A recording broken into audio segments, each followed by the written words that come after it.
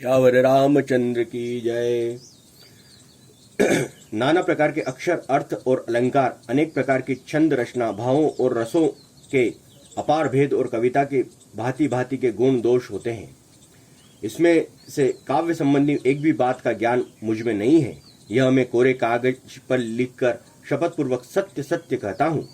मेरी रचना सब गुणों से रहित है। इसमें बस जगत्य प्रसिद्ध एक गुण है। उसे विचार कर अच्छी बुद्धि वाले मनुष्य जिनके निर्मल ज्ञान है इसको सुनेंगे।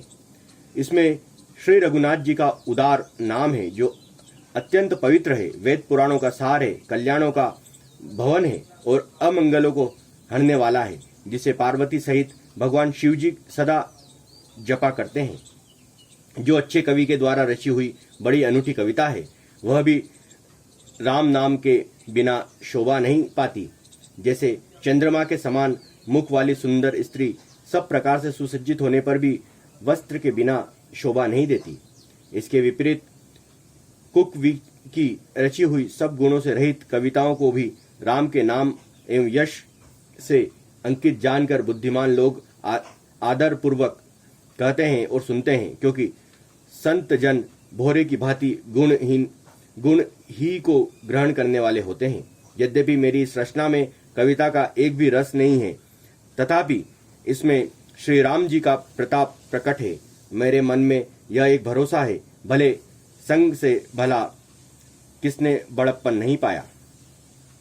धुआं भी अगर के संग से सुगंधित होकर अपने स्वाभाविक कड़वेपन को छोड़ देता है। मेरी कविता अवश्य भद्दी है, परंतु इसमें जगत का कल्याण करने वाले राम कथा का उत्तम वस्तु का वर्णन किया गया है। इससे यह भी अच्छा ही समझी जाएगी, है ना। ये जो कविता है इसमें प्रभु राम के पूरा वर्णन किया गया, मतलब रामचरितमानस की बात हो रही है यहाँ पर। तुलसीदास जी कहते हैं कि श्री रामनाथ जी की कथा कल्याण करने वाली और कलयुग के पापों को हरने वाली है। मेरी इस भद्दी कविता रूपी नदी की चाल पवित्र जल वाली नदी गंगा जी की चाल की भांति टेढ़ी है। प्रभु श्री रघुनाथ के सुंदर यश के संग से यह कविता सुंदर तथा संजोनी के मन को भाने वाली हो जाएगी। शमशान की अपवित्र राख भी श्री महादेव जी के अंग के संग में सुहावनी लगती है और स्मरण करते ही पवित्र करने वाली होती है। श्री राम जी के यश के संग से मेरी कविता सभी को अत्यंत प्रिय लगेगी। जैसे मलय पर्वत के संग में काष्ठ मात्र चंदन बनकर वंदनीय हो जाता है, फिर क्या कोई काठ की तुच्छा का विचार करता है। श्यामा गो काली होने पर भी उसका दूध उज्जवल और बहुत गुणकारी होता है, यही समझकर सब लोग इसे पीते हैं। इसी तरह गंवारू भाषा में होने पर भी श्री सीताराम जी के यश को बुद्धिमान लोग बड़े चाव से गाते और सुनते हैं। मणि माणिक मोती की जैसी सुंदर छवि है, वह सांप, पर्वत और हाथियों के मस्तक पर वैसी ही शोभा नहीं पाती। राजा के मुकुट और नवयुवती स्त्री के शरीर को पाकर ही ये सब अधिक शोभा को प्राप्त होते हैं। इसी तरह बुद्धिमान लोग कहते हैं कि सुकवि की कविता भी उत्तम और कही होती है और शोभा अत्यंत कहीं पाती है, अर्थात कविता की वाणी से उत्पन्न हुए कविता वहाँ शोभा पाती है जहाँ उसका विचार प्रसार तथा उसमें कथित आदर्श का ग्रहण और अनुसरण होता है। कविता के स्मरण करते ही उसकी भक्ति के कारण सरस्वती जी ब्रह्मा लोक को छोड़कर दौड़ी आती है।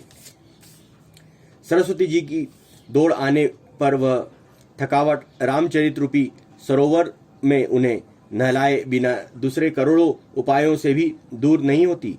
कवि और पंडित अपने हृदय में ऐसा विचार कर कलियुग के पापों को हरने वाले श्री हरि के यश का ही गान करते हैं। संसार मनुष्य का गुणगान करने से सरस्वती जी सिर धूनकर पछताने लगती है कि मैं क्यों इसके बुलाने पर आई। बुद्धिमान लोग हृदय को समुद्र, बुद्धि को शिव और सरस्वती को स्वाति नक्षत्र के समान कहते हैं। इसमें यदि श्रेष्ठ विचार रूपी जल बरसता है तो मुक्तामणि के समान सुंदर कविता होती है। उन कविता रूपी मुक्तामणियों को युक्ति से बेद कर फिर रामचरित रूपी सुंदर तागे में पिरोकर सज्जन लोग अपने निर्मल हृदय में धारण करते हैं, जिसमें अत्यंत अनुराग रूपी शोभा होती है। वे आत्यंतिक प्रेमी को प्राप्त होते हैं, जो कराल कलयुग में जन्मे हैं, जिनकी करनी कौवे के समान है और वेश हंस का है, जो वैद मार्ग को छोड़कर कुमार्ग पर चलते हैं, जो कपटी की मूर्ति और कलियुगी के पापों के भाणे हैं, जो श्री राम जी के भक्त कहलाकर लोगों को ठगते हैं, जो धन लोभ क्रोध काम के गुलाम हैं और जो दिगी करने वाले धर्म ध्वंजी धर्म की झूठी ध्वजा फहराने वाले दंभी और कपट के धंधों का बोझ ढोने वाले संसार में ऐसे लोगों में सबसे पहले मेरी गिनती है। यदि मैं अपने सब अवगुणों को कहने लगूं तो कथा बहुत बड़ी हो। जय श्री राम।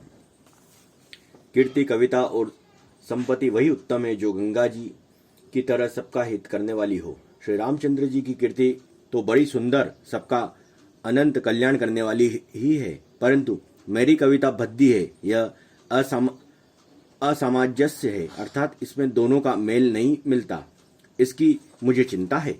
परंतु हे कवियों, आपकी कृपा से यह बात भी मेरे लिए सुलभ हो सकती है।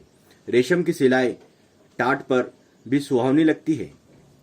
चतुर पुरुष उसी कविता का आदर करते हैं जो सरल हो और जिसमें निर्मल चरित्र का वर्णन हो, तथा जिसे सुनकर शत्रु भी स्वाभाविक वैर को भूलकर सराहना करने लगे। ऐसी कविता बिना निर्मल बुद्धि के होती नहीं है और मेरी बुद्धि का बल बहुत ही थोड़ा है, इसलिए बार बार निहोरा करता हूं कि हे कवियों, आप कृपा करें जिससे मैं हरियश का वर्णन कर सकूं। कवि और पंडित गण, आप जो रामचरित रूपी मानसरोवर में के सुंदर हंस हैं, मुझ बालक की विनती सुनकर और सुंदर रुचि देखकर मुझ पर कृपा करें। मैं उन वाल्मीकि मुनि के चरण कमलों की वंदना करता हूँ जिन्होंने रामायण की रचना की है, जो खर राक्षस सहित होने पर भी खर कठोर से विपरीत बड़ी कोमल और सुंदर हैं, तथा जो दूषण राक्षस सहित होने पर भी दूषण अर्थात दोष से रहित हैं। मैं चारों वेदों की वंदना करता हूँ, जो संसार समुद्र के पार होने के लिए जहाज के समान हैं, तथा जिन्हें श्री रघुनाथ जी का निर्मल यश वर्णन करते स्वप्न में भी खेद थकावट नहीं होती है। मैं ब्रह्मा जी के चरण रज की वंदना करता हूँ, जिन्होंने भवसागर बनाया है, जहाँ से एक ओर संत रूपी अमृत चंद्रमा और काम धेनु निकले और दूसरी ओर दुष्ट मनुष्य रूपी विष और मदिरा उत्पन्न हुए। देवता ब्राह्मण पंडित ग्रह इन सबके चरणों की वंदना करके हाथ जोड़कर कहता हूँ कि आप प्रसन्न होकर मेरे सारे सुंदर मनोरथ को पूरा करें। फिर मैं सरस्वती जी की देवनंदी गंगा की वंदना करता हूँ। दोनों पवित्र और मनोहर चरित्र वाली हैं। एक गंगा जी स्नान करने और जल पीने से पापों को हरती और दूसरी सरस्वती जी गुण और यश कहने और सुनने से अज्ञान का नाश कर देती है। श्री महेश और पार्वती को मैं प्रणाम करता हूँ, जो मेरे गुरु और माता पिता हैं, जो दीन बंधु की और नित्य दान करने वाले हैं, जो सीतापति श्री रामचंद्र जी के सेवक स्वामी और सखा हैं, तथा मुझ तुलसीदास का सब प्रकार से कपट रहित सच्चा हित करने वाले हैं, जिन शिव पार्वती ने कलियुग को देखकर जगत के हित के लिए शावर मंत्र समूह की रचना की है, जिन मंत्रों के अक्षर बेमेल है, जिनका न कोई ठीक अर्थ होता है और न जप होता है, तथापि श्री शिवजी के प्रताप से जिनका प्रभाव प्रत्यक्ष है। मैं उमापति शिवजी मुझ पर प्रसन्न होकर श्री रामचंद्र जी की इस कथा को आनंद और मंगल की मूल उत्पन्न करने वाली बनाएंगे। इस प्रकार पार्वती जी और शिवजी दोनों का स्मरण करके और उनका प्रसाद पाकर मैं चाव भरे चित्त से श्री रामचरित्र का वर्णन करता हूँ। मेरी कविता श्री शिवजी की कृपा से ऐसी सुशोभित होगी जैसे तारागणों के सहित चंद्रमा के साथ रात्रि शोभित होती है। जो इस कथा को प्रेम सहित और सावधान निसे के साथ समझ बूझकर कहे सुनेंगे, वे कल्याण युग के पापों से रहित और सुंदर कल्याण के भागी होकर श्री रामचंद्र जी के चरणों के प्रेमी बन जाएंगे। यदि मुझ पर श्री शिवजी और पार्वती जी की स्वप्न में भी सचमुच प्रसन्नता हो, यदि मुझ पर शिवजी और पार्वती जी की स्वप्न में भी सचमुच प्रसन्नता हो, तो मैंने इस भाषा कविता का जो प्रभाव कहा है वह सब सच हो। मैं अति पवित्र श्री अयोध्यापुरी और कलयुग के पापों का नाश करने वाली श्री सरयू नदी की वंदना करता हूँ। फिर अवधपुरी के उन नर नारियों को प्रणाम करता हूँ जिन पर प्रभु श्री रामचंद्र जी की ममता थोड़ी नहीं है। उन्होंने अपनी पुरी में रहने वाले सीता जी की निंदा करने वाले धोबी और उसके समर्थन पूर्व नर नारियां के पाप समूह को नाश कर उनको शोक रहित बनाकर अपने लोक धाम में बसा दिया। मैं कौशल्या रूपी पूर्व दिशा की वंदना करता हूँ जिसकी कीर्ति समस्त संसार में फैल रही है।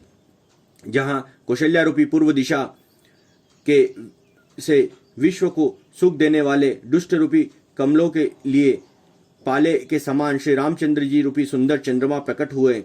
सब रानियों सहित राजा दशरथ को पूर्ण और सुंदर कल्याण की मूर्ति मानकर मैं मन वचन कर्म से प्रणाम करता हूँ। अपने पुत्र का सेवक जानकर वे मुझ पर कृपा करें, जिनको रचकर ब्रह्मा जी ने भी बड़ाई पाई है और जो श्री राम जी के माता पिता होने के कारण महिमा की सीमा है। मैं अवध के राजा श्री दशरथ जी की वंदना करता हूँ जिनकी श्री राम जी के चरणों में सच्चा प्रेम था, जिन्होंने दीन दयालु प्रभु के बिछुड़ते ही अपने प्यारे शरीर को मामूली तिनके के तरह त्याग दिया। मैं परिवार सहित राजा जनक को प्रणाम करता हूँ जिनका श्री राम जी के चरणों में गुण प्रेम था, जिनको उन्होंने योग और भोग में छिपा रखा था, परंतु श्री रामचंद्र जी को देखते ही वह प्रकट हो गया। भाइयों में सबसे पहले मैं भरत जी के चरणों की वंदना करता हूँ, जिनका नियम व्रत वर्णन नहीं किया जा सकता, जिनका मन श्री रामचंद्र जी के चरणों में भोरे की तरह लुभाया हुआ है, कभी उनका पास नहीं छोड़ा।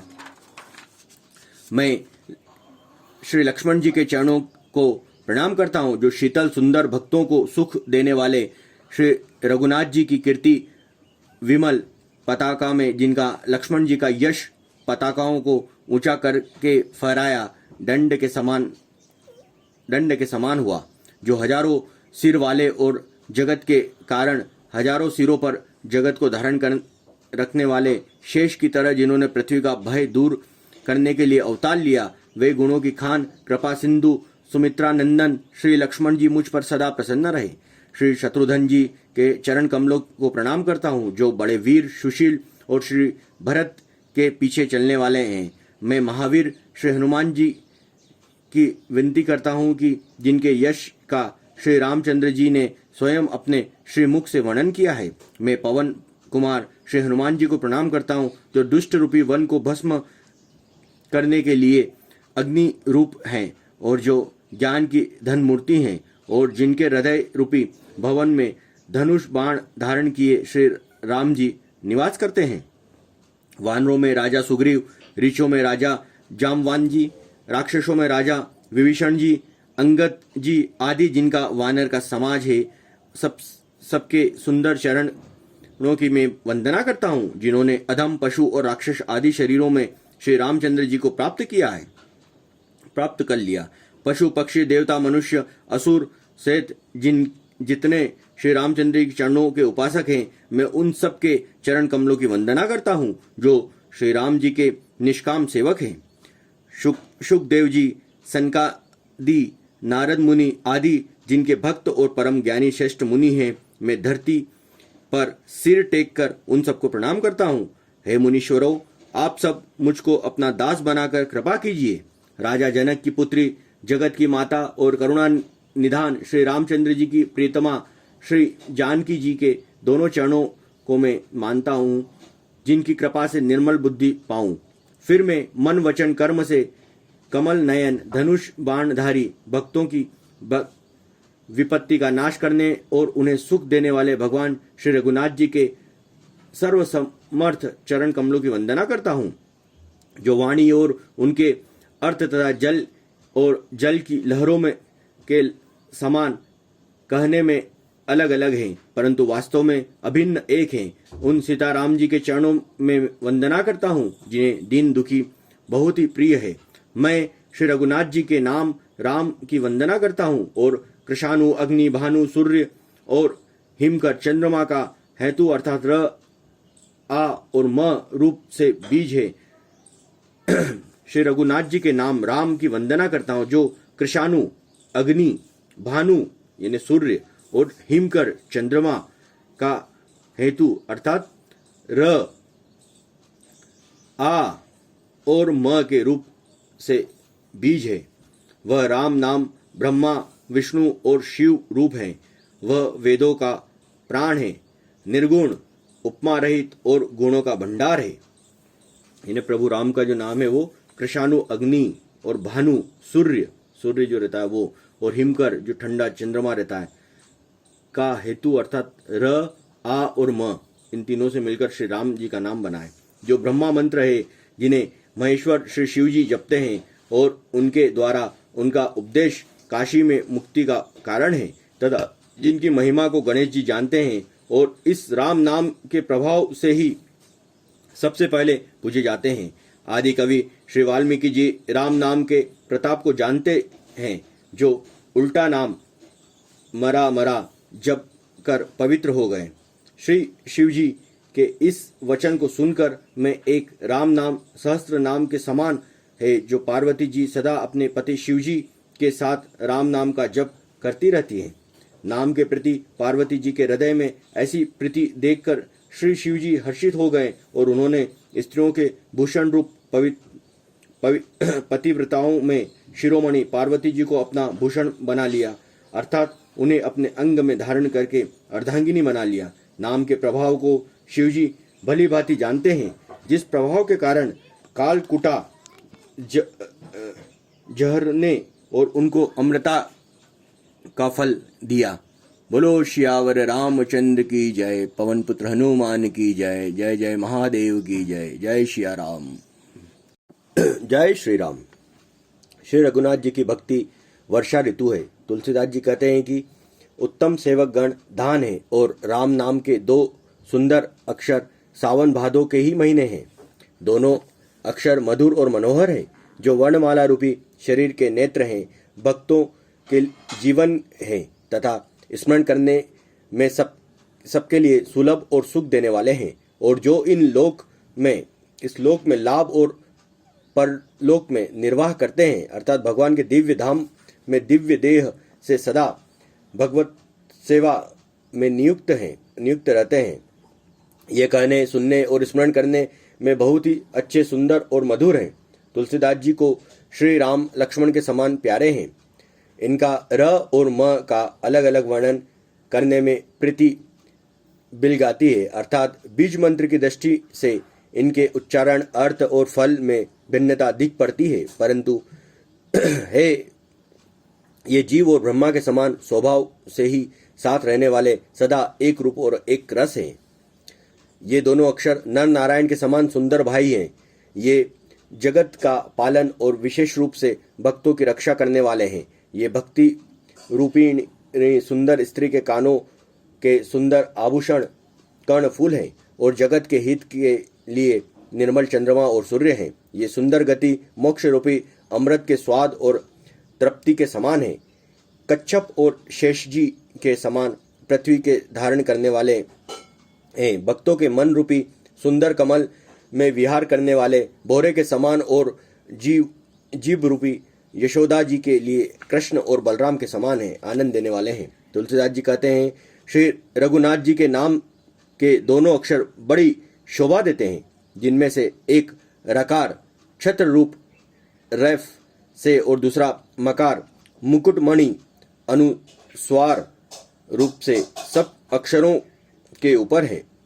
समझने में नाम और नामी दोनों एक से हैं, किंतु दोनों में परस्पर स्वामी और सेवक के समान प्रीति है, अर्थात नाम और नामी के पूर्ण एकता होने पर भी ऐसे स्वामी के पीछे सेवक चलता है, उसी प्रकार जैसे स्वामी के पीछे सेवक चलता है उसी प्रकार नाम के पीछे नामी चलती है। प्रभु श्री राम जी के अपने राम नाम का ही अनुगमन करते हैं, नाम लेते ही वहां आ जाते हैं। नाम और रूप दोनों ईश्वर की उपाधि है। ये भगवान के नाम और रूप हैं, दोनों अनिर्वचनीय हैं, अनादि हैं, सुंदर, शुद्ध, भक्ति युक्त बुद्धि से ही इनका दिव्य अविनाशी स्वरूप जानने में आता है। इन नाम और रूप में कौन बड़ा है कौन छोटा है यह कहना तो अपराध है। इनके गुणों का तारतम्य कमी बेशी सुनकर साधु पुरुष स्वयं समझ लेते हैं। रूप नाम के अधीन देखे जाते हैं। नाम के बिना रूप का ज्ञान नहीं हो सकता। कोई सा विशेष रूप बिना उनका नाम जाने हथेली पर रखा हुआ भी पहचाना नहीं जा सकता, और रूप के बिना देखे भी नाम का स्मरण किया जाए तो विशेष प्रेम के साथ वह रूप हृदय में आ जाता है। नाम और रूप की गति ही कहानी विशेषता की कथा अकथनीय है। वह समझने में सुखदायक है परंतु उसका वर्णन नहीं किया जा सकता। निर्गुण और सगुण के बीच में नाम सुंदर साक्षी है और दोनों का यथार्थ ज्ञान कराने वाले चतुर दुभाषियां हैं। तुलसीदास जी कहते हैं कि यदि तू भीतर और बाहर दोनों ओर उजाला चाहता है तो मुख रूपी द्वार की जीभ रूपी देहली पर राम नाम रूपी मणि दीपक को रख। ब्रह्मा के बनाए हुए इस प्रपंच दृश्य जगत से भलीभांति छूटे हुए वैराग्यवान मुक्ति योगी पुरुष इस नाम को ही जीभ में जपते हैं, तत्व ज्ञान रूपी दिन में जागते हैं और नाम तथा रूप के रहित अनुपम अनिर्वचनीय अनामय ब्रह्मा सुख का अनुभव करते हैं। जो परमात्मा के गुण रहस्य को यथार्थ महिमा को जानना चाहते हैं वे जिज्ञासु भी नाम को जीभ में जप कर उसे जान लेते हैं, लेकिन सिद्धियों के चाहने वाले अर्थार्थी साधक लो लगाकर नाम का जप करते हैं और अणिमादि आठों सिद्धियों को पाकर सिद्ध हो जाते हैं। संकट से घबराए हुए अर्थात भक्त नाम जप करते हैं तो उनके बड़े भारी बुरे बुरे संकट मिट जाते हैं और वे सुखी हो जाते हैं। जगत में 4 प्रकार के अर्थार्थी, धनादि की चाह से भजन करने वाले, आर्थ संकट की निवृत्ति के लिए भजन करने वाले, जिज्ञासु भगवान को जानने की इच्छा से भजन करने वाले और ज्ञानी भगवान को तत्व से जानकर स्वाभाविक ही प्रेम से भजन करने वाले राम भक्त हैं। चारों ही पुण्यात्मा, पाप रहित और उदार हैं। चारों की चतुर भक्ति को नाम का ही आधार है। इनमें ज्ञानी भक्त प्रभु को विशेष रूप से प्रिय है। तो यो तो चारों युगों में और चारों ही वेदों में नाम का प्रभाव है, परंतु कलयुग में विशेष रूप से है। इसमें तो नाम को छोड़कर दूसरा कोई उपाय ही नहीं है। जो सब प्रकार की भोग और मोक्ष की भी कामनाओं से रहित और श्री राम भक्त के रस में लीन है, उन्होंने भी नाम के सुंदर प्रेम रूपी अमृत के सरोवर में अपने मन को मछली बना रखा है, अर्थात वे नाम रूपी सुधा का निरंतर आस्वाद करते रहते हैं, क्षण भर भी उससे अलग होना नहीं चाहते। निर्गुण और सगुण ब्रह्मा के 2 स्वरूप है। ये दोनों ही अकथनीय, अथाह, अनादि और अनुपम है। मेरी सम्मति में नाम इन दोनों से बड़ा है, जिसने अपने बल से दोनों को अपने वश में कर रखा है। सज्जनगण इस बात को मुझ दास की ठिठाई या केवल काव्योक्ति न समझे। मैं अपने मन के विश्वास, प्रेम और रुचि की बात करता हूँ। निर्गुण और सगुण दोनों प्रकार के ब्रह्मा का ज्ञान अग्नि के समान है। निर्गुण उस अप्रकट अग्नि के समान है जो काठ के अंदर है परंतु दिखती नहीं, और सगुण उस प्रकट अग्नि के समान है जो प्रत्यक्ष दिखती है। तत्व दोनों एक ही है, केवल प्रकट और प्रकट में भेद से भिन्न मालूम होता है। इस प्रकार निर्गुण और सगुण तत्वतः एक ही है। इतना होने पर भी दोनों को जानने में बड़े कठिन है, परंतु नाम से दोनों सुगम हो जाते हैं। इसी से मैंने नाम को निर्गुण ब्रह्मा से और सगुण राम से बड़ा कहा है। ब्रह्मा व्यापक है और एक है, अविनाशी है, सत्ता, चैतन्य और आनंद की धनराशि है। ऐसे विकार रहित प्रभु के हृदय में रहते भी जगत में सब जीव दीन और दुखी हैं।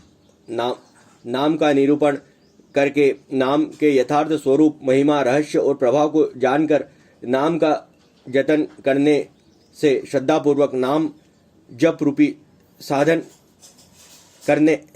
करने से वही ब्रह्मा ऐसे प्रकट हो जाते हैं जैसे रत्न के जानने से उनका मूल्य। इस प्रकार निर्गुण के नाम का प्रभाव अत्यंत बड़ा है।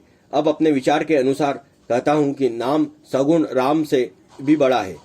श्री रामचंद्र जी के भक्तों के हित के लिए मनुष्य शरीर धारण करके स्वयं कष्ट सहकर साधुओं को सुखी किया, परंतु भक्तगण प्रेम के नाम के साथ नाम का जप करते हुए सहज ही में आनंद और कल्याण के घर हो जाते हैं। श्री राम जी ने एक तपस्वी की स्त्री अहिल्या को ही तारा, परंतु नाम ने करोड़ों दुष्टों की बिगड़ी बुद्धि को सुधार दिया है। श्री राम जी ने ऋषि विश्वामित्र के हित के लिए एक सुकेतु यक्ष की कन्या ताड़का की सेना और पुत्र सुबाहु सहित समाप्त की, परंतु नाम अपने भक्त के दोष, दुख और दुराशाओं का इस तरह नाश कर देता है कि जैसे सूर्य रात्रि का। श्री राम जी ने तो स्वयं शिव के धनुष को तोड़ा, परंतु नाम का प्रताप ही संसार में सब भयों का नाश करने वाला है। प्रभु श्री राम जी ने भयानक दंडक वन को सुहावना बनाया, परंतु नाम के असंख्य मनुष्य ने मनो को पवित्र कर दिया। श्री रघुनाथ जी ने राक्षसों के समूह मारा, परंतु नाम तो कलयुग के सारे पापों की जड़ है, सारे पापों की जड़ उखाड़ने वाला है। श्री रघुनाथ जी ने तो शबरी जुटायु आदि उत्तम सेवकों को ही मुक्ति दी है, परंतु नाम ने अगणित दुष्टों का उद्धार किया है। नाम के गुणों का कथा वेदों में प्रसिद्ध है। श्री राम जी ने सुग्रीव और विभीषण दोनों को ही अपने शरण में रखा है, यह सब कोई जानता है, परंतु नाम ने अनेक गरीबों पर कृपा की है। नाम का यह सुंदर विरह लोक और वेद में विशेष रूप से प्रकाशित है। श्री राम जी ने तो भालू और बंदरों की सेना बटोरी और समुद्र पर पुल बांधने के लिए थोड़ा परिश्रम नहीं किया, परंतु नाम लेते ही संसार समुद्र सूख जाता है। और सज्जनगण मन के विचार कीजिए कि दोनों में कौन बड़ा है।